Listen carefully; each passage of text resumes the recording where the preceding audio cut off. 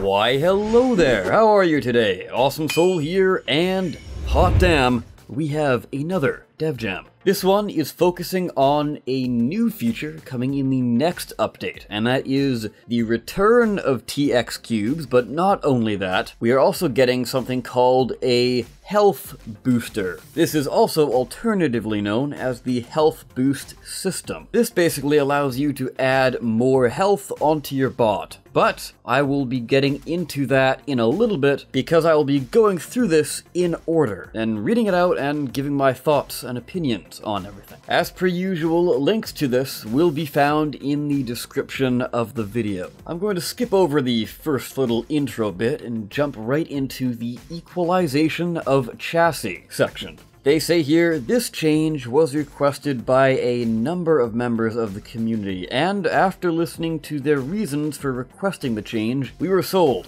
So we decided to make this change in-game. Equalization of chassis simply means all chassis shapes will now have the same mass, same health, and same CPU, but obviously they've always had the same CPU. So I'm not entirely sure why that was mentioned in the article. But yes, health and mass, aka the weight of the cube, will now be the same, regardless of which size they are. The reasoning they've done this, as they say in the benefits section, are as follows. 1. You are no longer forced to use specific shapes on your robot because of efficiency. You can now use a shape simply to shape the bot. This is kind of a way to combat the ugly brick tanks that are out there. You just spam full cubes everywhere because technically that is the most efficient way of doing things. But now you will be seeing a lot more pretty looking bots. Hopefully, anyway. Number 2, you can now make your robots look cool without having to sacrifice health. Number 3, we will be adding a new set of chassis shapes with this update that are lower mass to allow you to build compact, light robots and to allow for more complex chassis.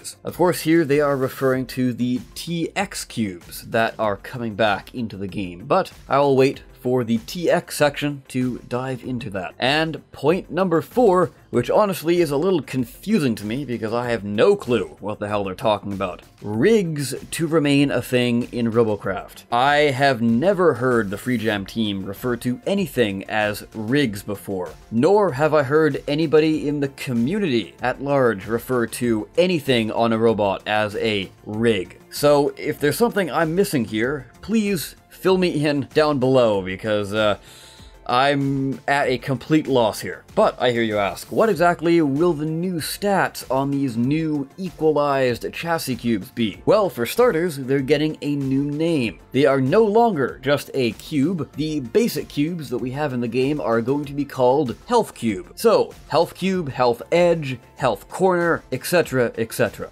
Now, very interesting here, the mass of these cubes, of course, every health cube will be having 10 kilograms of weight, or mass, I guess, which is a little weird, just because the full cubes, as you know, have 15 kilograms of weight, and the inner cube, which a lot of people use to lighten their bots currently, I know I certainly do, those have 12.5 kilograms of weight. So all of these new cubes are arguably going to have less mass than the two most used shapes in the game. So basically, all of your bots are going to end up being a lot lighter if they decide to keep with this 10 kilogram number. As far as CPU load goes, for the health cubes, they are going to remain at 1 CPU per cube. Now, the health of these cubes have been changed quite a bit. It is now 1,500 for all cubes. But wait, there is a lot more here than meets the eye, but that will be continued on in another section. Because as I would hope most of you know, the old health for the full cube was 2,100, so that is a 600 drop in health. But this is also possibly a buff, depending on certain factors, but that's another feature entirely. And again,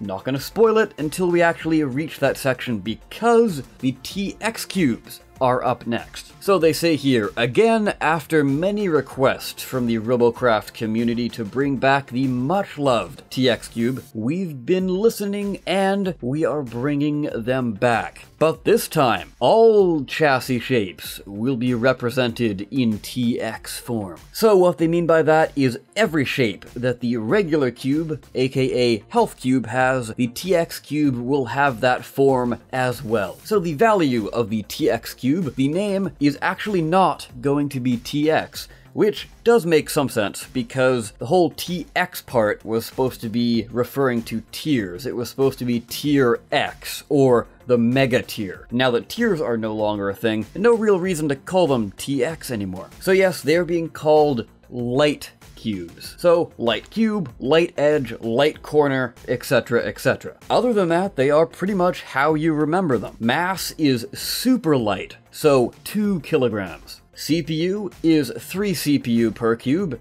and the health is 4,500, which some of you astute viewers out there will know is exactly triple the Health Cube's base health. Now, I say base health because of the new health boost system. So how exactly is this system going to work? Well, they detail here every health and light cube, or other shape, added to your robot will add a % health boost to your robot. This means all parts on your robot will have their health increased by this percentage. Health cubes have a 0.1% health boost per block placed on your robot, and light cubes also have 0.1% per block. But as they have 3 CPU, they provide less percentage health boost per CPU spent. So obviously, if you have 3 CPU worth of health cubes, you'll get a 0.3% health bonus. But if you have 3 CPU worth of light cubes, you will only get 0.1. So that is where one of the drawbacks of the light cubes are. Sure, their base health is 3 times higher than the health cube, but they provide less of a health boost to your robot's parts overall. Still though, I think the TX cubes will be very good for armoring and buffing up key points on your robot. Say for example, you've got a somewhat narrow section of your bot. Say you're trying to make a mech, for example. You could load that up with the light cubes in the center and they'd be pretty damn beefy. Or you could armor around your weapon mounts, for example. So yes, there are definitely a lot more uses for these light cubes rather than just simply lightening your bot. You're packing a fair amount of armor into a much tighter space. Anyway, the last point in the how it works section is the total health boost in your robot is added to all blocks on your robot at the beginning of battle, including the chassis blocks themselves. So this % health boost will buff the cubes, it will buff your movement parts, say you've got wheels, say you've got insect legs, say you've got sprinter legs, it will buff those. It'll buff ions, it'll buff lasers, it'll buff Teslas. The list goes on. But interesting to note here, it seems that only the cubes provide this buff. So if you add a ion, for example, the ion distorter is not going to have a percentage health buff, it would seem. Now they say benefits of this system: a simple but powerful build system to provide deeper options. That's kind of what I was going into when I was describing the light, aka TX cubes, and the fact that they can be used for multiple different purposes. Second point, a strong reason to choose to add more chassis blocks to your robot. 3, it now adds for more difficult choices. Will you add more functional parts for redundancy, or more chassis for more health? And of course, this is more health to the weapons, so the weapons will be a little bit harder to take out. Now,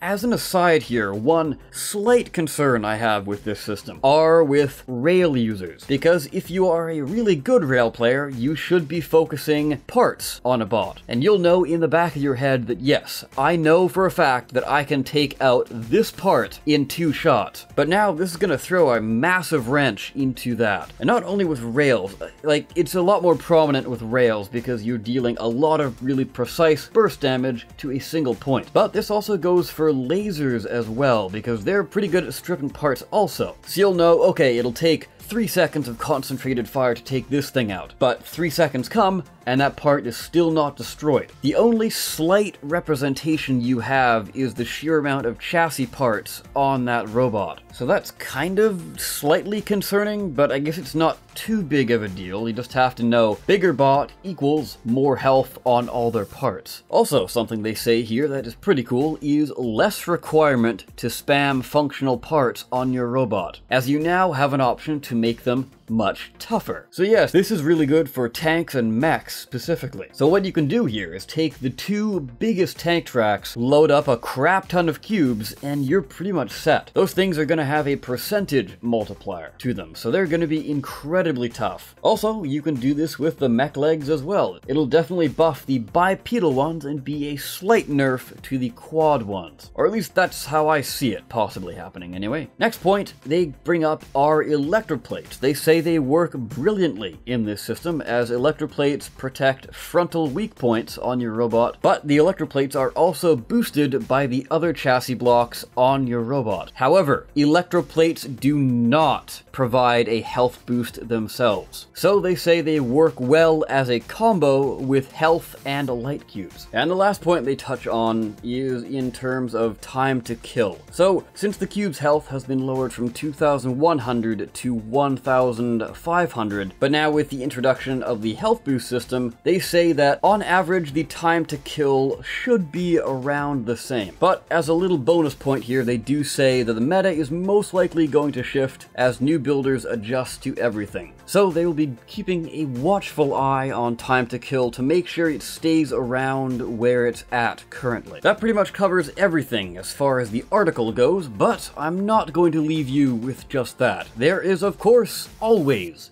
Twitter news. And first off, we have somebody asking whether or not there will ever be any night maps anytime soon. Now, night maps actually have been a thing in the past. That's kind of why headlights are actually in the game. That was so players could see things in the dark. But now, of course, they've kind of taken a back seat and they're just simply a cosmetic part. So Mark responds with, need some spare art time to do them. We'd currently like to. In particular, Fat Digester, aka Rick, really wants to do it. And then, of course, being tagged, Rick himself chimes in by saying, yeah, night maps will be awesome. He says will, so it seems like they are actually going to happen at some point, which is pretty cool. We have already penciled in the task, so that there confirms it. Just need to prioritize them against important features. Soon, trademarked. So, of course, that means soon, but not soon. Whenever we get more news on this, I of course will be getting it out to you as soon as possible. But yeah, night maps are going to be a load of fun. Definitely mix up the gameplay. And in another tweet, they say they're going to brighten up the important areas. So basically the capture points and the base. Not sure how they're going to do that, but possibly adding extra lights, for example. Like light poles, basically. Perhaps they would add these on the base map as well, like the day map. Obviously, these lights just won't be on in that version of the map. Anyway, going on to the other tweets we have. This one reads, is the energy curve removal going to happen a bit later? As you know, there have been a lot of talks about changing up how energy and power works in the game, specifically in regards to how it ties into your CPU total. And Mark responds with, yes, the plan is to release the bigger game changes to the game step by step to avoid confusion and to allow players to better adjust themselves. Which, yeah, I think is definitely a pretty good way to do it, as opposed to dumping everything on everyone all at once. And it also gives them a lot more time to tweak things to make sure they are perfect how they want them before shipping them out to everyone. Not rushing them, basically. Next tweet we have is somebody asking when the aerofoils are going to be out. So basically they say, cool, also what about aerofoils? And interestingly enough, Mark says they will follow in the update after this one. Mark, you're killing me here, man. Because yeah, if you've been keeping up with the videos, I did put out a video a little while back saying that there were going to be aerofoil reworks in this update, and that of course was based on previous information, but it seems like they're not quite ready on the aerofoils, so they're going to be in the next update. I would much rather have them completely bug-free before they're released, rather than just getting them out now and then fixing the bugs as they go. Our next tweet says, "Is this all of the major changes to gameplay that you have planned before release from early access, or is this just part 1? And that of course was in reference to the article that we just talked about earlier in the video. Mark confirms that this is indeed part 1. We have decided to drop changes more steadily so we can soak up feedback from all at each stage, so it reduces confusion." Basically what he said, but I threw this in there because he specifically refers to it as part 1. So are there going to be part 2, or is there going to be a part 3? I'm guessing there's only going to be 2 parts to this, because of this next tweet. So, Sheepwielder says that he thinks the health buff system will need some sort of cap and or CPU curve removed, and he's wondering Mark's thoughts on these. Mark chimes in with, "We are planning to remove the power to CPU relationship, but this is in a separate update coming very soon afterwards. So this could possibly mean the next update or the update after that." I guess one of the things that kind of depends on is the feedback on this coming update and how people like it and how many tweaks they need to make to it. That obviously will affect the tweaks and changes needed in this power to CPU relationship removal update. Now, I am aware that that was quite a lot to unpack there. Hopefully you've made it to the end. If you did, congratulations. But with that, guys, I of course have been the Awesome Soul. Comment down below what you think of all of this, and I will be seeing you next time. Take care.